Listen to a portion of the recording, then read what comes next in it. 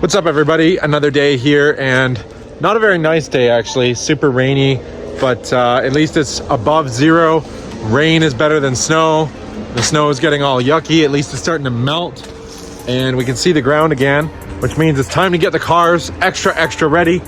And I'm going to drive out tonight with the 328D. My wife's going to drive that, and I am going to take the Evo. I know for a fact the hoist is free at work this weekend. It's Saturday right now, and that means I can get the Evo on the hoist tonight and wash the undercarriage, because if you remember when I did my reveal video and picked up the Evo, I finally got an Evo. Yeah, man. got it back from SJL Custom Auto when they did the SST. It was in January. So this car saw a pretty long drive back from Southern Ontario, and then it saw about 2 or 3 weeks of use in the winter because I couldn't help myself. Every time I'm in the street, I hear Man down.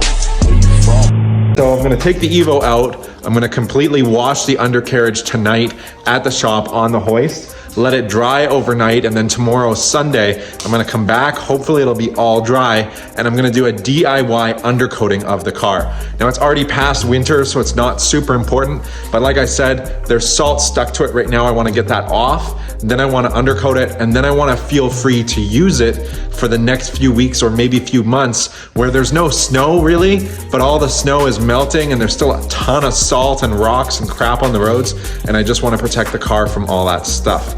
So let's go ahead and get the vehicle packed up with the materials that we need, and in about an hour I'll be out at the shop and take you from there, show you how we're doing this little project.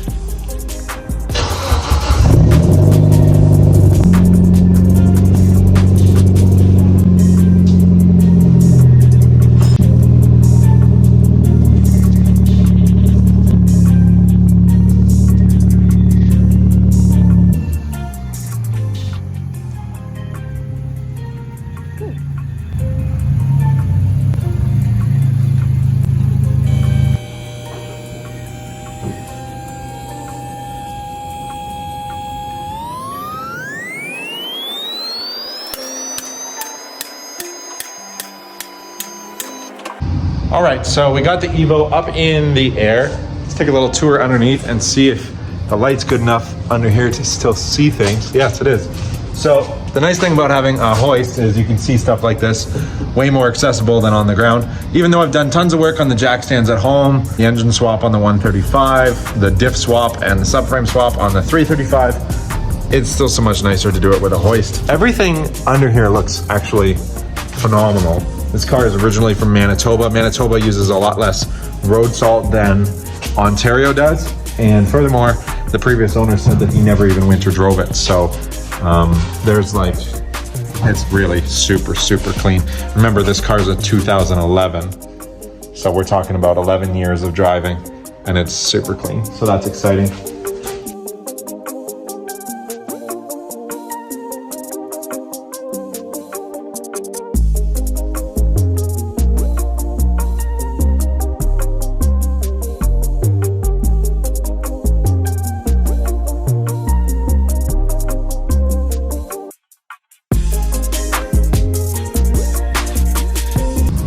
So we got the tarps set up to protect everything on that side of the garage, because there's mechanics toolboxes over there and lots of stuff that we don't want to get road salt and dirt and grime on.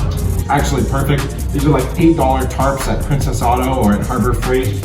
So they're really thin, they're cheap, they're light, they're perfect for this sort of thing, and they'll keep it clean.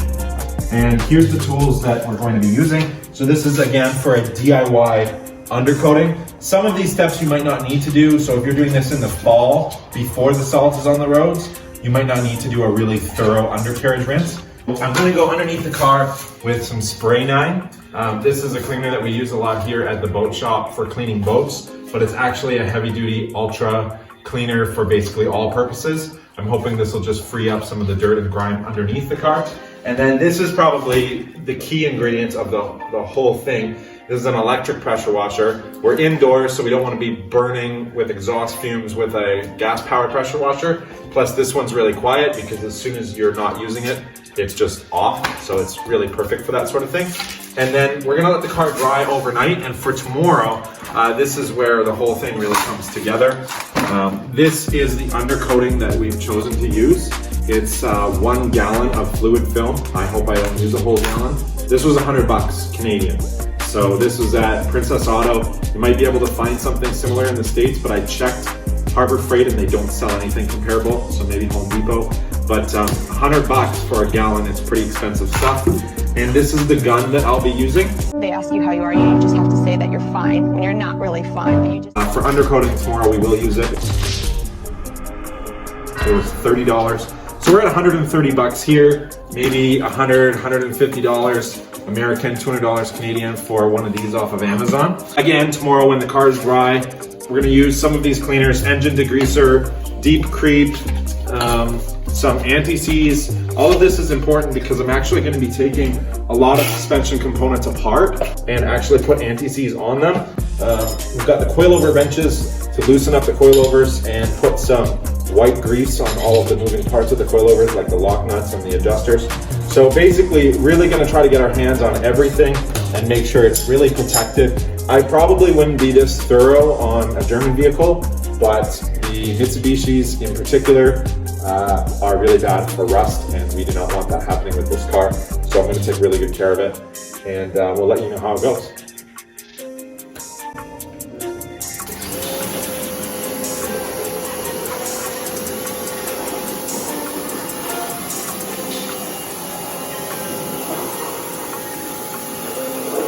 This is working out really well.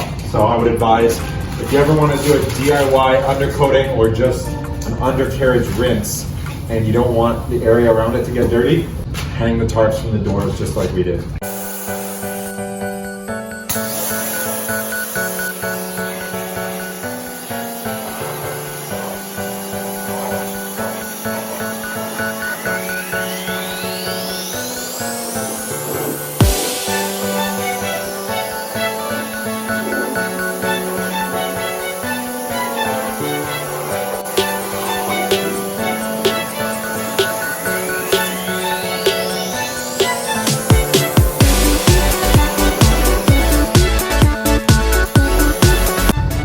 All right, so the undercarriage rinse is complete.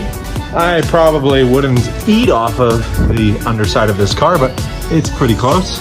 Definitely starting to see some of the original old white under there.